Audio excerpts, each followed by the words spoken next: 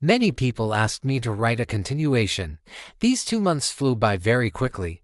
I told Sarah that I was nervous about the video call, and she insisted we do it right then so I'd stop stressing and just get it over with. She still looks just like I remember her, maybe even more beautiful. The only thing that's changed is that now she's an adult. The place where she lives now is nothing like our homeland. With a completely different culture she seems to have blended into. Naturally, the fact that she managed to settle in and feel at home shattered my illusion. Thinking about it, that was probably why I was so anxious, because I could no longer fool myself and pretend nothing had changed. The hardest part was sitting in front of the screen and not being able to hug her. Watching the person you love cry from afar is incredibly difficult. I didn't even realize at first that I was crying too. She didn't seem surprised by how I looked now, but she still looked at me closely and asked why I wasn't eating much. I explained about my jaw and that I would be getting treatment.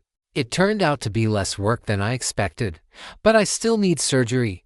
In response, she asked for my address and arranged for a delivery of groceries with lots of soft snacks that are easy to eat. Since then, she's been sending me food every week, no matter how much I tell her she shouldn't. When I tried to pay her back, she just laughed and said she owed me tons of meals anyway since back in university.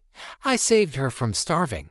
I used to love cooking for her, and maybe now it makes her happy to feed me. We talk every day, and video calls have become a habit. Just seeing her face brings me huge joy, and the awkwardness has almost disappeared. She's easy to talk to. Last night, she set her laptop in the kitchen and chatted with me while doing the dishes. It's amazing how ordinary things like that can bring back a feeling of normalcy and home. I never thought watching someone wash mugs could make me so happy. I'm starting to think the idea of home as a physical place is a misconception. She loves sending pictures to show me where she lives, what her life looks like now. And I felt ashamed to admit that I don't really have a life worth showing back. Going anywhere didn't seem worth the effort, but for her, it did. At first, it was just little things. She sent a photo of a pastry she bought at a cafe and said that the pastries in her city are better than in mine. So I went out, bought a pastry too, and sent her a photo in return. Then it turned into beer. Whose city has better parks, interesting architecture, department stores, and so on? I quickly realized she just wanted to get me out of the house, to make me go for walks more often. But I played along, because it made her happy. Over the past month, I've seen more of my city than I had during my entire time living here. I went to an art museum and even joined my coworkers for a beer for the first time. I usually pick quiet places and don't stay long, but I still go. And that's something. Sarah used to be very outgoing, and I thought no matter what happened, at least she wouldn't be alone. I was wrong.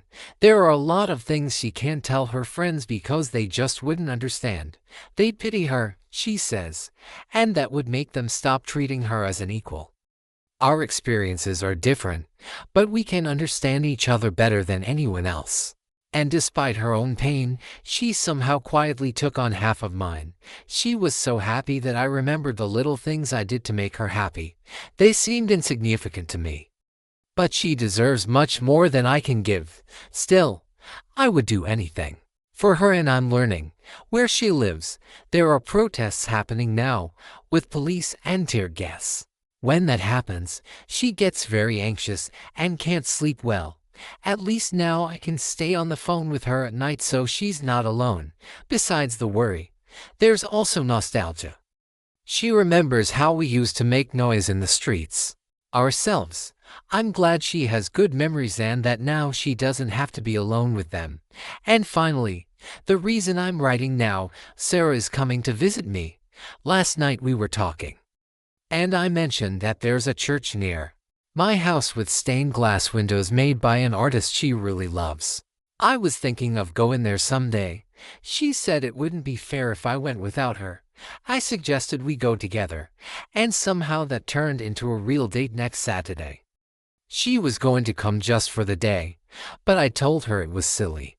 to travel that far for just a few hours and invited her to stay for the whole weekend, so she'll be here from Friday to Sunday. I haven't had time to feel nervous yet, but I'm sure I'll start soon. Thank you again to everyone who gave advice and supported me. It means a lot.